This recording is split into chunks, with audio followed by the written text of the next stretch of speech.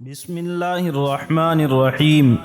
انسانی تاریخ کا سب سے لمبا سفر، اللہ کے رسول صلی اللہ علیہ وسلم کا یہ اسراء اور معراج کا سفر صرف روحانی یا محض ایک خواب نہیں تھا، بلکہ آپ علیہ السلام بیداری کی حالت میں اپنے جسم مبارک کے ساتھ اس سفر پر روانہ ہوئے تھے۔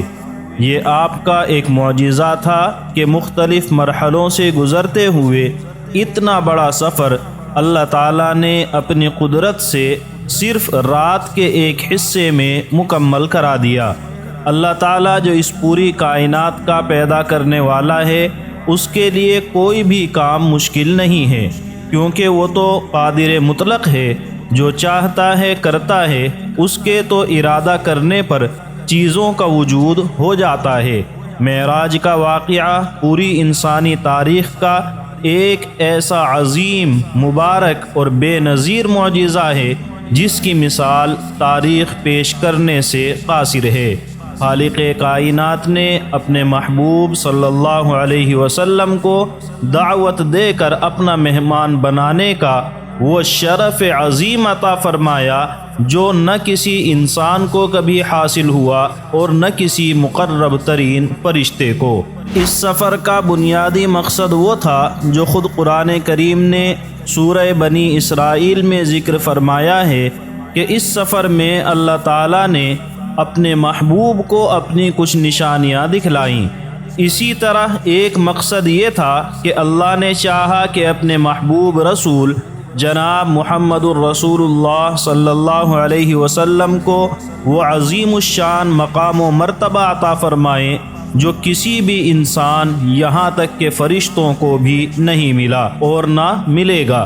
اسی طرح اس کا ایک مقصد امت مسلمہ کو یہ پیغام دینا تھا کہ نماز ایسا عظیم الشان عمل اور عظیم عبادت ہے کہ اس کی فرضیت کا اعلان زمین پر نہیں بلکہ ساتوں آسمانوں کے اوپر بلند اور اعلیٰ مقام پر معراج کی رات میں ہوا ہے، اور اس کا حکم حضرت جبرائیل علیہ السلام کے ذریعے نبی اکرم صلی اللہ علیہ وسلم تک نہیں پہنچا، بلکہ اللہ تعالیٰ نے نماز کی فرضیت کا تحفہ بذات خود اپنے حبیب صلی اللہ علیہ وسلم کو عطا فرمایا۔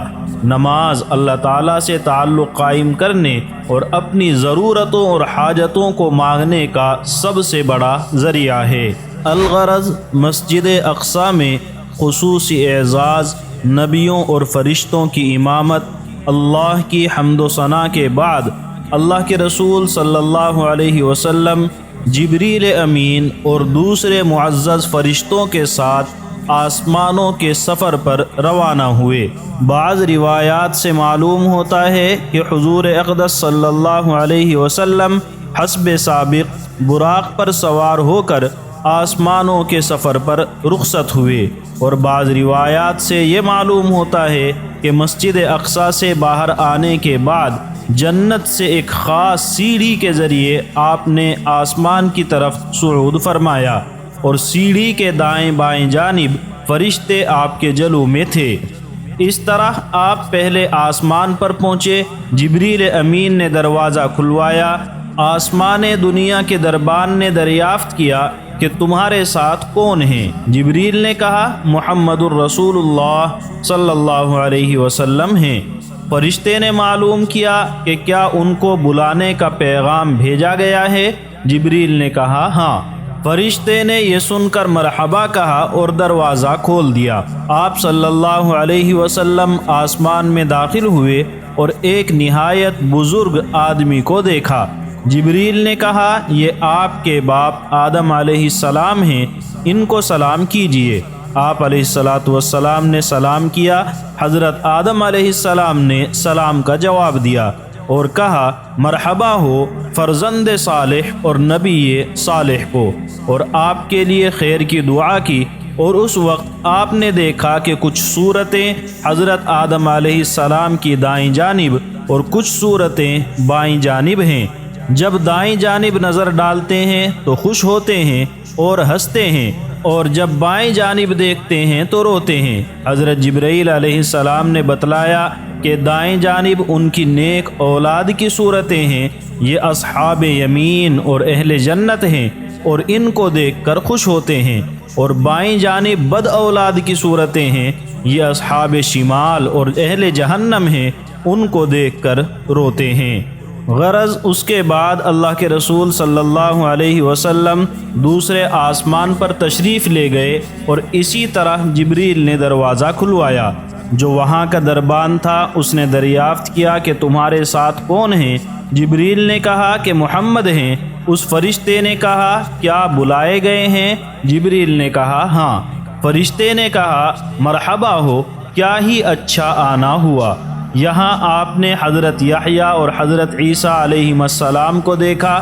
جبریل امین نے کہا کہ یہ یحییٰ اور عیسیٰ علیہ السلام ہیں، ان کو سلام کیجیے۔ آپ نے سلام کیا، ان دونوں حضرات نے سلام کا جواب دیا اور کہا کہ مرحبا ہو نیک بھائی کو اور نبی صالح کو۔ اس کے بعد آپ تیسرے آسمان پر تشریف لے گئے اور جبریل امین نے اسی طرح دروازہ کھلوایا۔ وہاں حضرت یوسف علیہ السلام سے ملاقات ہوئی اور اسی طرح سلام و کلام ہوا۔ آپ نے فرمایا کہ یوسف علیہ السلام کو حسن و جمال کا ایک بہت بڑا حصہ عطا کیا گیا ہے۔ پھر چوتھے آسمان پر تشریف لے گئے، وہاں حضرت ادریس علیہ السلام سے ملاقات ہوئی۔ پھر پانچویں آسمان پر تشریف لے گئے، وہاں حضرت ہارون علیہ السلام سے ملاقات ہوئی۔ پھر چھٹے آسمان پر تشریف لے گئے، وہاں حضرت موسیٰ علیہ السلام سے ملاقات ہوئی۔ پھر ساتویں آسمان پر تشریف لے گئے، وہاں حضرت ابراہیم علیہ السلام سے ملاقات ہوئی، اور یہ دیکھا کہ حضرت ابراہیم علیہ السلام بیت معمور سے کمر لگائے بیٹھے ہیں۔ بیت معمور فرشتوں کا قبلہ ہے، جو ٹھیک خانہ کعبہ کے اوپر اس طرح سے ہے کہ اگر خدا نہ خواستہ وہ گر جائے تو خانہ کعبہ پر ہی آ کر گرے گا۔ روزانہ 70,000 فرشتے اس کا طواف کرتے ہیں، اور پھر ان کی باری کبھی نہیں آتی۔ جبریل نے کہا یہ آپ کے جد امجد ہیں، ان کو سلام کیجیے۔ آپ نے سلام کیا۔ حضرت ابراہیم علیہ السلام نے جواب دیا اور فرمایا مرحبا بالابن الصالح والنبی الصالح۔ اس کے بعد آپ کو سدرۃ المنتہا کی طرف بلند کیا گیا، جو 7ویں آسمان پر ایک بیری کا درخت ہے۔ زمین سے جو چیز اوپر جاتی ہے وہ سدرۃ المنتہا پر جا کر رک جاتی ہے اور پھر اوپر اٹھائی جاتی ہے، اور ملائے اعلیٰ سے جو چیز اترتی ہے وہ سدرۃ المنتہا پر آ کر ٹھہر جاتی ہے، پھر نیچے اترتی ہے، اس لیے اس کا نام سدرۃ المنتہا ہے۔ اسی مقام پر اللہ کے رسول صلی اللہ علیہ وسلم نے جبریل امین کو ان کی اصلی صورت میں دیکھا، اور حق جل شانہ کی عجیب و غریب انوار و تجلیات کا مشاہدہ کیا، اور بے شمار فرشتے اور سونے کے پتنگے اور پروانے دیکھے جو سدرۃ المنتہا کو گھیرے ہوئے تھے۔ جنت چونکہ سدرۃ المنتہا کے قریب ہے، اسی لیے ابو سعید خدری رضی اللہ عنہ کی حدیث میں ہے کہ نبی اکرم صلی اللہ علیہ وسلم بیت معمور میں نماز پڑھنے کے بعد سدرۃ المنتہا کی طرف بلند کیے گئے، اور سدرۃ المنتہا کے بعد جنت کی طرف آپ کو لے جایا گیا، اور جنت کی سیر کے بعد آپ پر جہنم پیش کی گئی، یعنی آپ کو دکھلائی گئی۔ اور صحیحین میں ابو ذر رضی اللہ عنہ کی روایت میں ہے کہ حضور صلی اللہ علیہ وسلم نے فرمایا کہ میں سدرۃ المنتہا پر پہنچا، جہاں عجیب و غریب الوان اور رنگتیں دیکھی، مجھے معلوم نہیں کہ وہ کیا تھی۔ پھر میں جنت میں داخل کیا گیا تو اس کے گنبد موتیوں کے تھے اور مٹی اس کی مشک کی تھی۔ اس کے بعد پھر آپ کو عروج ہوا اور ایسے بلند مقام پر پہنچے کہ جہاں صریف الاقلام کو سنتے تھے۔ لکھنے کے وقت قلم کی جو آواز پیدا ہوتی ہے اس کو صریف الاقلام کہتے ہیں۔ اس مقام پر تقدیر لکھنے والے قلم چل رہے تھے، اللہ کے فرشتے اللہ کے احکام کو لوح محفوظ سے نقل کر رہے تھے۔ مقام صریف الاقلام سے چل کر حجابات طے کرتے ہوئے اللہ رب العزت کی بارگاہ میں پہنچے۔ کہا جاتا ہے کہ آپ کی سواری کے لیے ایک رفرف یعنی ایک مخملی مسند آئی جو ہرے رنگ کی تھی۔ آپ اس پر سوار ہوئے اور بارگاہ خداوندی میں اس مقام پر پہنچے جس کو قرآن کریم نے ثم دنا فتدلی فکان قاب قوسین او ادنی سے بیان کیا ہے۔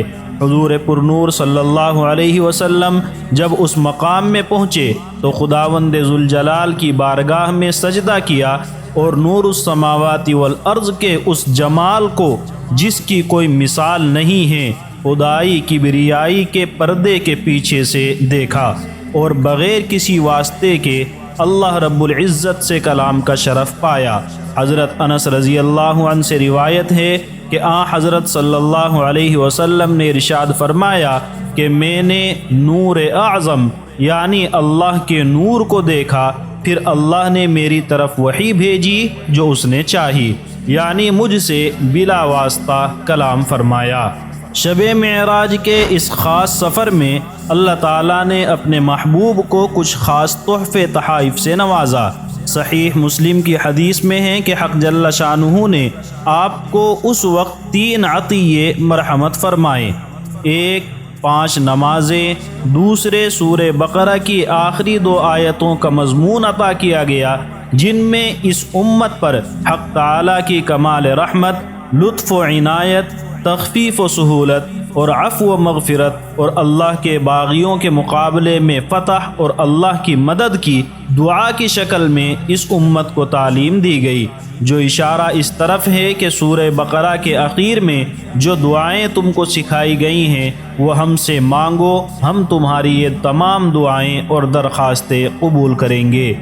تیسرا عطیہ آپ کو یہ عطا ہوا کہ جو شخص آپ کی امت میں اللہ کے ساتھ کسی کو شریک نہ کرے، اللہ تعالیٰ اس کے کبیرہ گناہوں سے بھی درگزر فرمائے گا، جس کا حاصل یہ ہے کہ کتنا بھی بڑا گنہگار ہوگا وہ کافروں کی طرح ہمیشہ ہمیشہ کے لیے جہنم میں نہ رہے گا۔ کسی کو انبیاء کرام کی سفارش سے معاف فرما دیا جائے گا، کسی کو خاص فرشتوں کی سفارش سے، کسی کو اپنی خاص رحمت اور عنایت سے اللہ تعالیٰ معاف فرمائے گا۔ غرض جس کے دل میں ذرہ برابر بھی ایمان ہوگا بالآخر وہ جہنم سے نکال لیا جائے گا۔ حضرت صلی اللہ علیہ وسلم یہ تمام احکام اور ہدایات لے کر خوشی خوشی واپس ہوئے۔ واپسی میں پہلے حضرت ابراہیم خلیل اللہ علیہ السلام سے ملاقات ہوئی۔ حضرت ابراہیم علیہ السلام نے ان احکام و ہدایات اور نماز کے فریضے کے بارے میں کچھ نہیں فرمایا۔ اس کے بعد حضرت موسیٰ علیہ السلام کے پاس سے گزر ہوا، انہوں نے دریافت کیا کہ کیا حکم ہوا؟ آپ نے فرمایا کہ دن رات میں 50 نمازوں کا حکم ہوا ہے۔ موسیٰ علیہ السلام نے فرمایا کہ میں بنی اسرائیل کا خوب تجربہ کر چکا ہوں، آپ کی امت ضعیف اور کمزور ہے، وہ اس فریضے کو انجام نہیں دے سکے گی، اس لیے تم اپنے پروردگار کے پاس جاؤ اور اپنی امت کے لیے تخفیف اور آسانی کی درخواست کرو۔ حضور صلی اللہ علیہ وسلم واپس گئے اور حق تعالیٰ سے تخفیف کی درخواست کی۔ حق تعالیٰ نے 5 نمازیں کم کر دیں۔ پھر موسیٰ علیہ السلام کے پاس آئے، انہوں نے پھر یہی بات کہی، آپ پھر گئے اور آسانی کی درخواست کی۔ غرض چند مرتبہ واپس آمد و رفت کے بعد جب 5 نمازیں رہ گئیں اور پھر بھی موسیٰ علیہ السلام نے یہی مشورہ دیا کہ واپس جا کر حق تعالیٰ سے نرمی اور آسانی کی درخواست کی جائے، تو آپ نے فرمایا کہ میں نے بار بار درخواست کی ہے، اب مجھے حق تعالیٰ سے شرم آتی ہے۔ اللہ کے رسول صلی اللہ علیہ وسلم موسیٰ علیہ السلام کو یہ جواب دے کر آگے روانہ ہو گئے۔ غیب سے ایک آواز آئی کہ یہ 5 ہیں مگر 50 کے برابر ہیں، یعنی ثواب 50 نمازوں کا ہی ملے گا، اور میرے قول میں کوئی تبدیلی نہیں ہوئی۔ میرے علم میں اسی طرح متعین اور طے شدہ تھا کہ اصل فرض نمازیں 5 ہیں اور 50 سے 5 تک یہ ترتیب کسی مصلحت اور حکمت کی بنا پر اختیار کی گئی ہے، جیسے ایک طبیب اور ڈاکٹر کے علاج میں ترتیب اور تدریج حکمت اور مصلحت کی بنا پر ہوتی ہے، اور مریض اپنی لا علمی کی وجہ سے اس کو علاج کی تبدیلی سمجھ لیتا ہے۔ غرض اس طرح آسمانوں سے واپسی ہوئی، آپ صلی اللہ علیہ وسلم سب سے پہلے بیت المقدس میں آ کر اترے اور وہاں سے براق پر سوار ہو کر صبح سے پہلے مکہ مکرمہ پہنچ گئے۔